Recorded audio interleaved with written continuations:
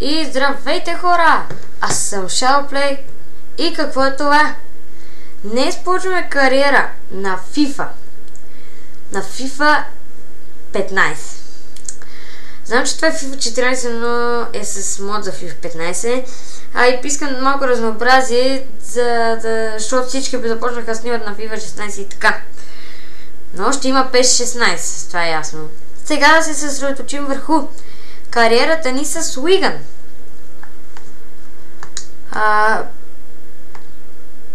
Ето виждате, не е развит отбор Уиган. Нали, били са така добри. Миналата година така всичко както си е, но от тук Анди Делорд. Анди Делорд ще замени Риера, защото просто Риера не ми е от които ми трябват най-много. Джеймс Маклин. Джеймс Маклин просто няма как да не бъде титуляр.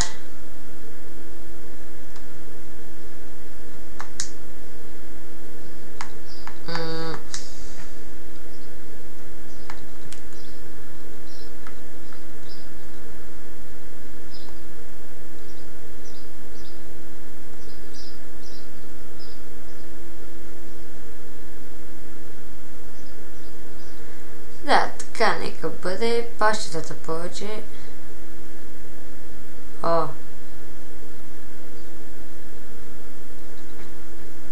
Да, нещо такова.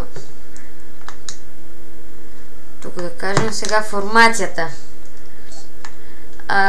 Ще играя с... Не знам с коя формация да играя, някоя с крила ми трябват. От тук са много. Да, ето. 4-3-3. Но атакуващо. Така ще бъде. Сега Скот Карсън на вратата. Пред него десен бек Иван Рамис. Капитана ни, централен защитник Емерсън Бойс.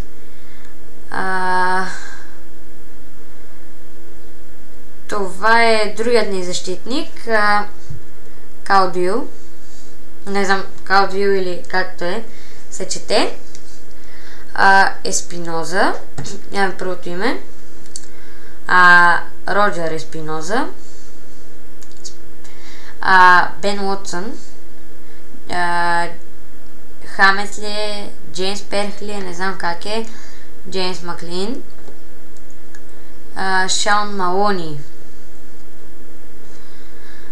Кал Макманаман и на върха на атаката...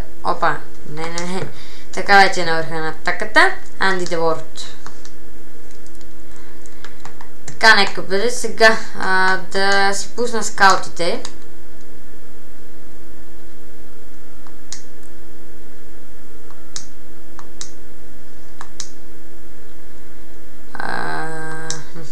И от Италия задължително. И другата страна нека бъде Испания. Хайде. Значи...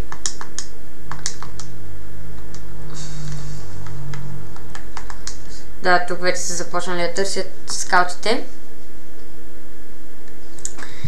Малко си седна хубаво, защото... Виждате бюджета. 11 милиона за трансфери и 60 000 за заплата. Дали пък да не привлечем...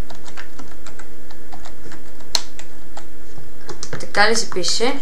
Едно момче, с което така играх матч с... Ето този отбор ми се падна Ести Мирен Фете. И това момче Адам Кембъл вкара 3 гола.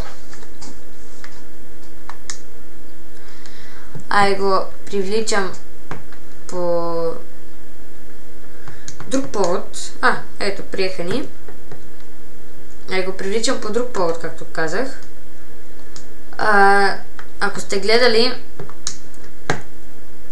Esquan TV Sports, там където Рос прави поредица на FIFA 15, точно с Уиган, аз оттам взех този пример. И прилича Адам Кембъл. 6000 ще му е заплата, от 4 години и така ще се случва понякога в отбора.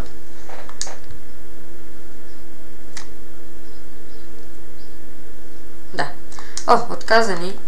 Повече ли пари иска? Добре, така.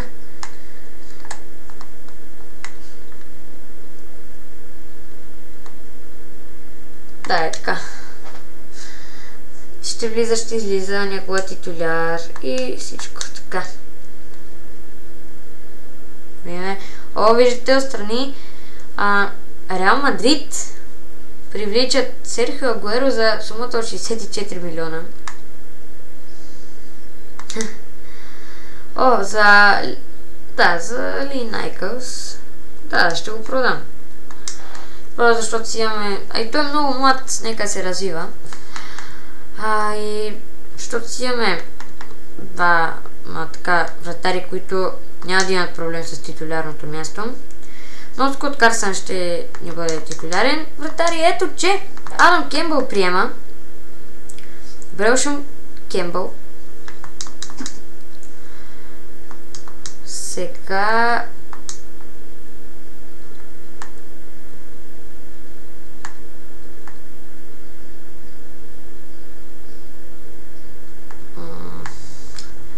Кое е резерва Кембъл? И какво ще успея покаже това момче? Сега видим трансферите. Реми Стрит, Тим Рим, Тиван Зонзи. Това момче Реми Стрит.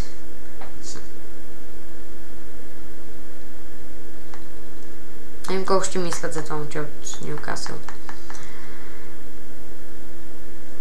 Джоре Сокоре.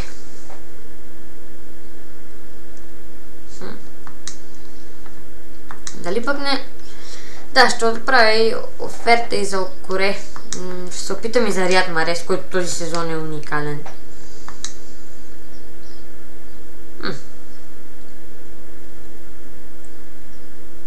От тук никой не ми трябва. И от тук никой не ми трябва. Значи само от Англия сега играчи. Ще купим, надявам се. Окоре много искат за Окоре, но за Риад Марес проблем няма да имам. 2 милиона. Ако приемат Риад Марес, ще дойде в нашия отбор. За Джоре Сокоре 4 милиона и 500 давам най-много. Обаче той 50 000 иска, доста ни измъчи нашият отбор. Така че, не знам. Стрит, ето. Реми Стрит. Или така се, не знам как се произнася. За 80 000. Ето сега. Джорес Окоре. Не го повишим с 3000 заплатата. Тук 15% млад играч, но ще трябва за титуляр постоянно да бъде.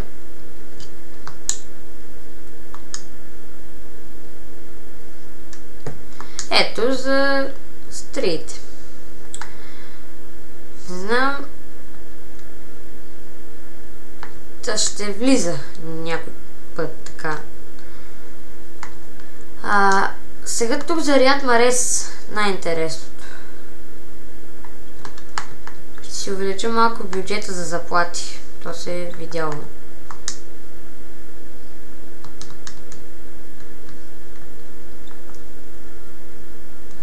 Това е Бензема, да. Интер с... може би ще привлекат Карим Бензема. Дали пак така да не разполагаме? Да, след този бюджет така всичко ще бъде добре. Ето. Всичко е приело. Значи Реми Стрит. Добре, ще в нашия отбор. Джоре Сокоре. може би просто гръмки трансфери.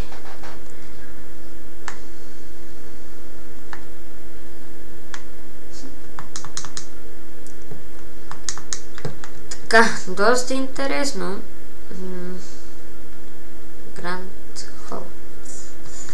Но Рияд Марес.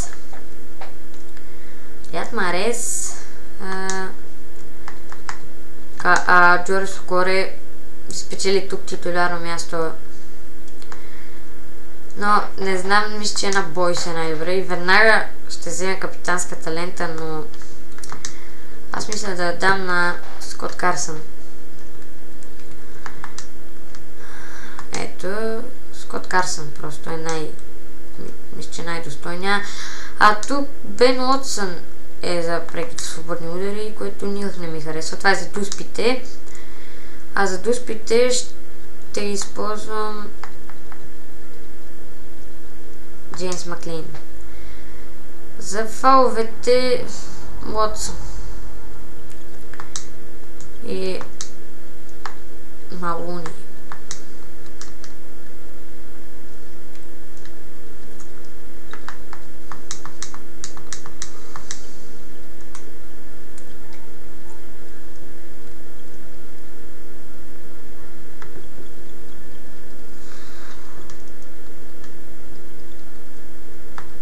Интересен отбор. Така, днес няма да играем матч. Просто това беше за запознанство така с Уигън и с гръмките трансфери. Надявам се да ви е харесал клипа. Лайк, subscribe, да се абонирате и служете по един коментар в клипа, разбира се. И това е всичко от този клип. Чао, хора! Довиждане!